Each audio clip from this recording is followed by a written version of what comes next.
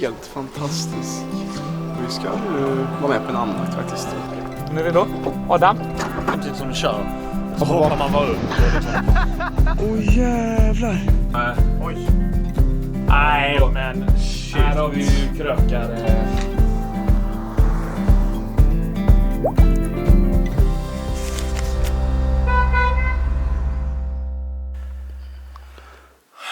God morgon, dag 8 och vi har spräckt veckogränsen kan man säga. Men ja, nu är vi uppe i alla fall och vi är på gång. Käkade lite rester från spaghetti och köttfärssåsen som vi fick igår.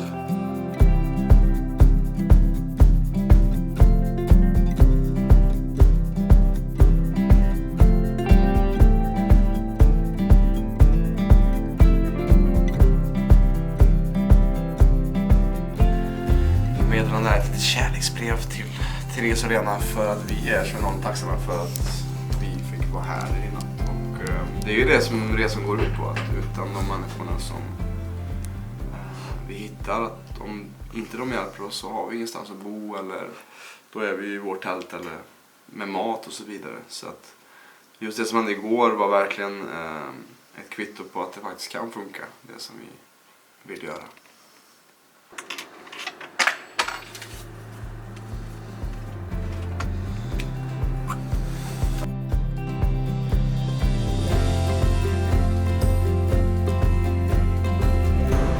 Primack. Det går lite trägt. Det ut som Hugo har faktiskt skaffat buss här. Snabba ryck. Jag var inne och... Oj, där har vi inte. Hejsan! Robin! Tjena!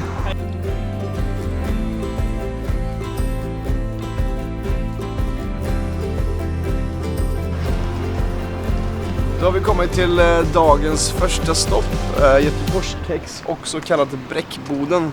Här i Kungälv, och här har de faktiskt gjort kex sedan 1800-talet. Och vi har hört att det finns lite defekta varor här inne, så vi ska in och kika och se om det kanske finns någonting vi kan få, eller om vi kan få lite mer historik på det här. Ja, det låter som ett paradis för snyltare. Yes.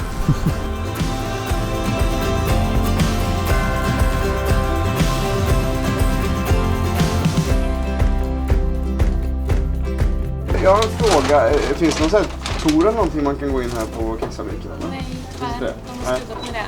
Ja, okej. En till konstig fråga kanske är att jag och min kompis här Hugo, vi håller på att resa genom Sverige utan några pengar alls. Och hör på ställen om man kan få med sig någonting. Om man kan få någonting eller så. Tyvärr kan jag inte bara ge så. Nej. Okej. Jätteledsen. Jag hade jättegärna gett er om jag hade kunnat, men vi får inte göra det. Nej. Är det Göteborgskex eller? Säger man kex eller kex? Kex. Kex. Okej. Ja. Tack jättemycket. Tack så mycket. Hej hej.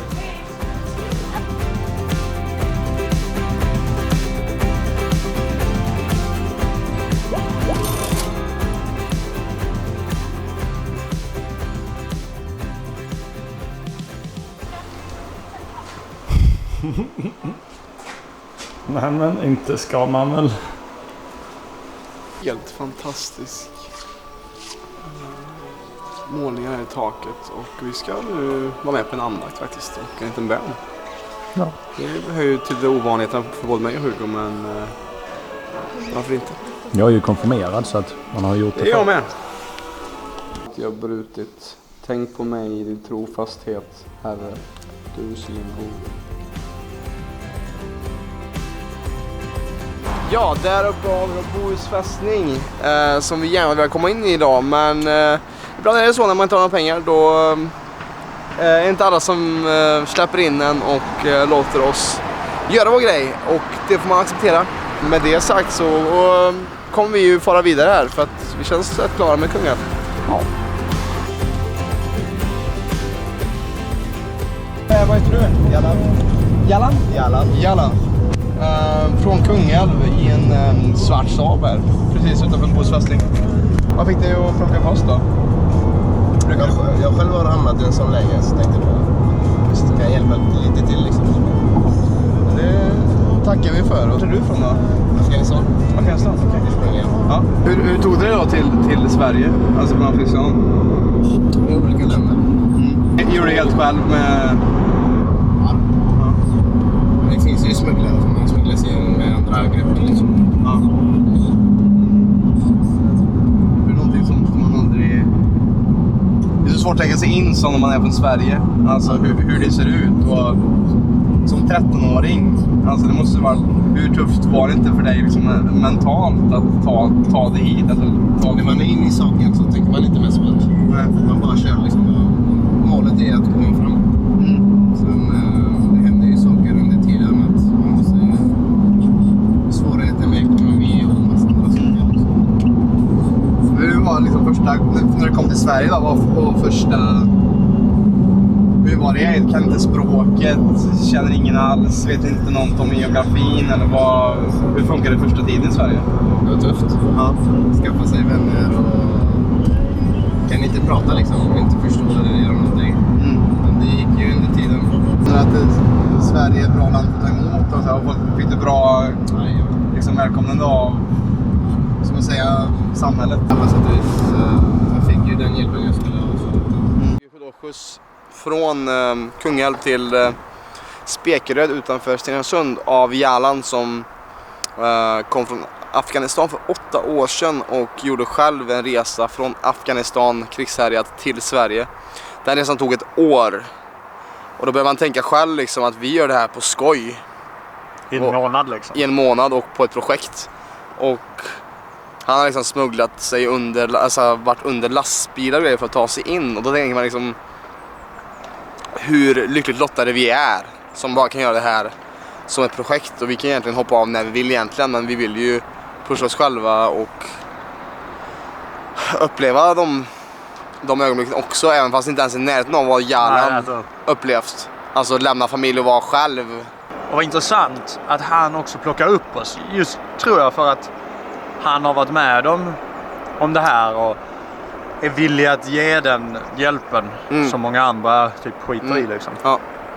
Och det är skönt att höra också att han har, om man frågar hur det är så här, och fick lite välkomnande så att han liksom sa att det var skönt eller bra att komma att Sverige var ett bra land. Ja. Det känns betryggande att vi tar emot, att vi har ett skyddsnät för sådana som kommer som behöver hjälp i sådana här tider där vi har så mycket människor på flykt. Ja. Så ett intressant möte, verkligen. Ja. Då har vi fått skjuts av resans första norrmän. Ja, Björn och Andrina. Och vi har nog på till Uddevalla tror vi. Ja. Kul!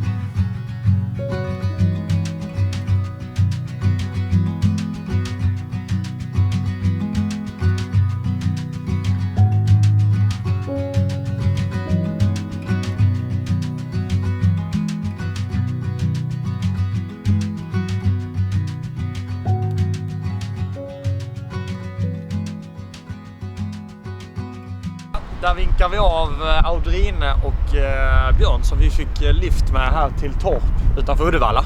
Och här hoppade vi av för att en av våra följare skrev till oss och bjöd in oss till sin sommarstuga eller hus. Så vi tänkte, är man i krokarna och tror att det är bästa sättet att uppleva Bohuslän. Eller?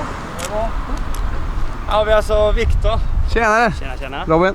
Som har erbjudit sig husrum för natten, va? Så att vi ska ta oss ut till, vad heter det? Bokenäs, precis. Och se den svenska västkusten på riktigt. Så vi hänger med. Kanon!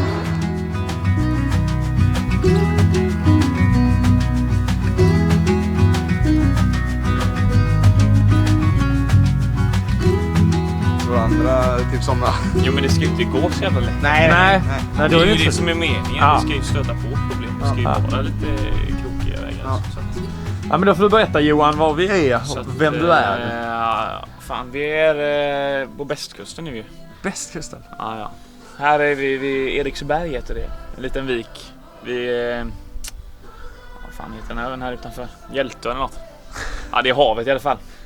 Så att här lär vi ju steka på rätt bra idag tror jag. Nu är ju vädret fint med så att vi har laddat upp ordentligt med käk och bärs så det blir nog trevligt tror jag. Underbart. Det är fribar under kvällen här så att vi har till och med en bar här nere faktiskt.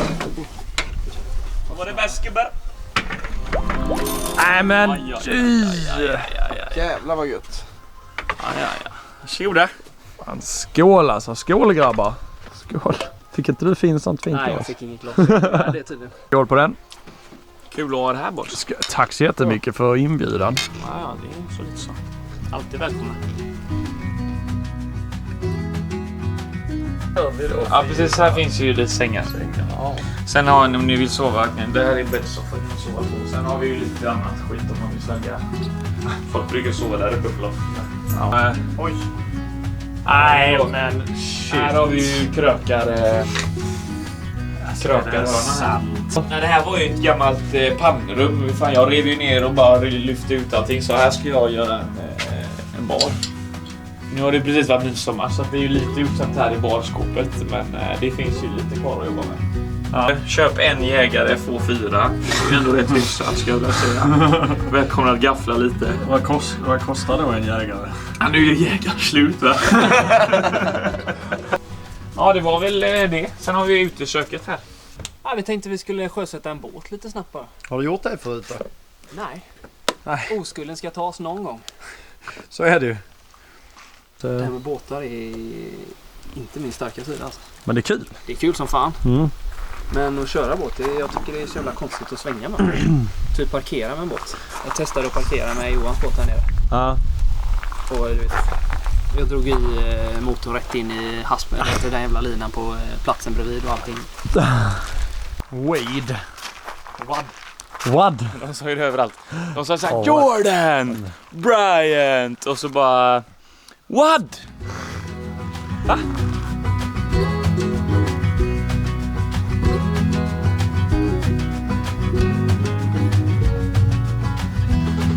Nu kan ju inget. Jo, det kan vi alltid göra. Strul deluxe.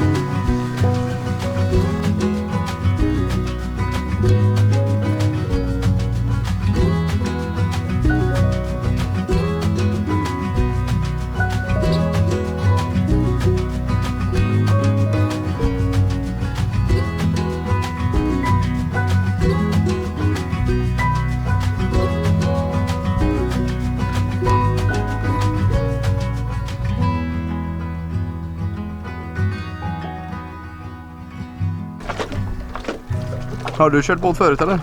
Nej, jag har testat några gånger på när vi har varit här, men annars så har jag inte kört båt så faktiskt. Det är mest Johan som sköter det. Hur känner du att du litar på Johan då eller? Ja, det är bra. Jag har lite tillit till sina vänner här. Ja. Jag brukar lösa det väldigt bra. Här har vi då flytvästar va? Ja, och de ska vara på. Ja, de ska vara på. Fantastiskt då, man kan bara säga det här. Glimret från solen. Hur snabbt kommer den upp idag? Ja, nu lär det inte gå så fort med alla de här tjockisarna här. Är det en 10-15 knop eller? Cirkus. Får vi se vad vi har att jobba med en dag som den här. Vad går de här grejerna? Det som jag jättegärna skulle vilja göra, jag vet inte om det kommer gå tillräckligt fort. Men det är man står i bak av båten samtidigt som du kör. Så hoppar man bara upp och liksom en så kallad butt bounce som man kallar det på engelska. Nu är vi då. Adam. Ja, det är då. Vi tar om det där. Drar man igång en sån eller? Mm. Man får väl pumpa ut lite. Ja, men jag har gjort så. Det har gjorts lite. Eller vad är det man pumpar ut egentligen? Ja, det är ju bensin. Ja, det är bensin man trycker ut. Ja, det var ju antiklimax. Nej, det var ju synd. Men det var ju kul att lägga i båten i alla fall. Vad säger ni? Den startar liksom inte som den brukar göra utan den bara nej. Så den. Jag har liksom öppnat den här luftinsprutet och pumpat den 2 gånger där på den där grejen och sen så vrider de nyckeln. Är det något mer man ska? Ja, den är på rätt ställe så det har jag koll på. Det är någon chans för att åka båt idag, Hugo. Jag skulle säga att de ligger någonstans på 50-50 alltså. märkte jag att batteriet inte riktigt hade så mycket kräm i. Men var sätter man de här jävla startkablarna? Så nu behöver vi startkablar och antagligen då en bil som Vadå, så det går att ta loss hela jävla lucka här? som kan ge kraft då, eller el till det här batteriet som sen startar motorn. Så att vi är där någonstans. Första idén var ju rulla ner bilen, startkablar, bom. Men så kom det ju ner en granne och sa att vi kan ju låna ett batteri av han. Så att Victor är faktiskt på väg ner med det just i detta nu. Det känns bra nu. Jag ändå ett tag kändes det tungt, men nu känner jag att det börjar vända lite här då. Så gott är det! Båten är på gång nu. Vi får tacka grannen. Ja, det var fint. Vad Det är heter han? härligt med sådana goda grannar. Åh, vad fint den går.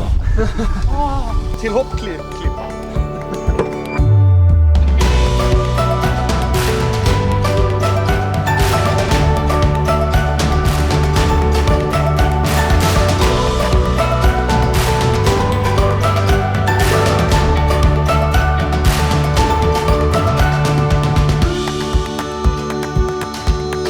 Jag tycker det är så magiskt här alltså.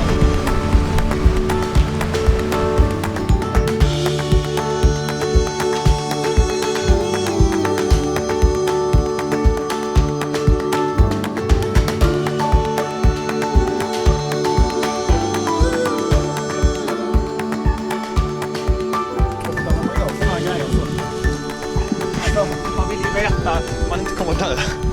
Det kommer inte. Det är väl lite så.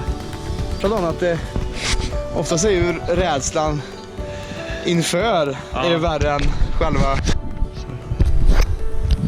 själva hoppet. Ja.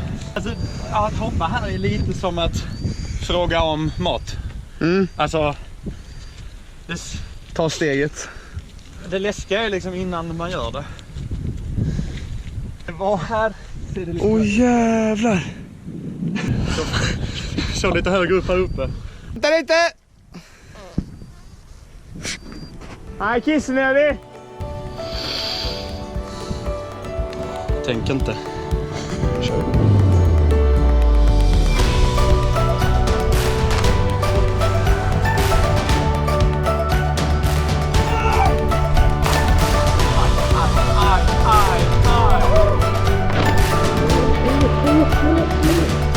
Fy fan!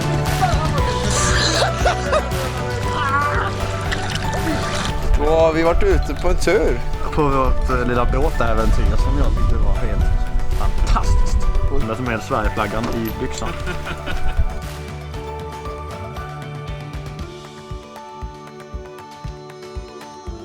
Fantastiskt. Lukten, atmosfären, solen. Ja, det här har han gjort förr, Johan. Tjena!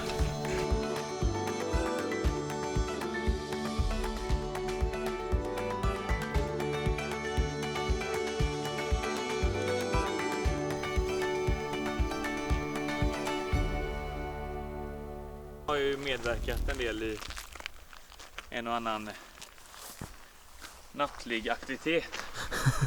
Kan man väl uttrycka det.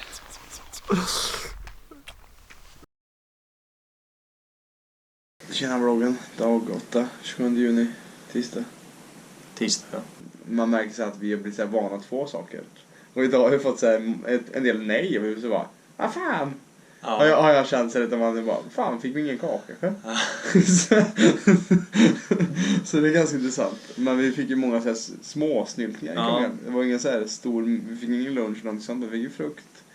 Vad som började som jag kände väl en rätt vanlig lyftning liksom med en kille med utländskt påbrå. Men när vi sedan började prata med han så fick vi höra en fantastisk historia. Men det säger ju också en del att han plockar upp oss. Och det säger en del om att vad man har varit med om kanske formar hur man ser på saker och ting, att hjälpa folk eller att Precis som man själv varit i skiten så är det lättare att man har empatin där för att plocka upp någon. Vi hängde med till Bokenäs och spenderade en riktig så här ursvensk Sommardag, ja. kan man väl säga. Med båt och Grill, kortspel, Ja.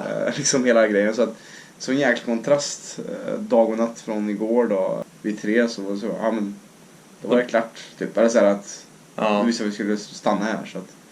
Och det är väl lite så man tror man vill som människa spendera sina dagar, att ha en trygghet men ändå göra roliga grejer, och det var typ så vi hade det idag. Just det experimentet vi gör. Så känns det ju nästan lite för lätt. Ja, lite så känns det typ i eftermiddag nu så att, men för att det var ju så jäkla belönande igår när vi fick väl sovplatsen så sent ute och verkligen ute i sista stunden. Ja.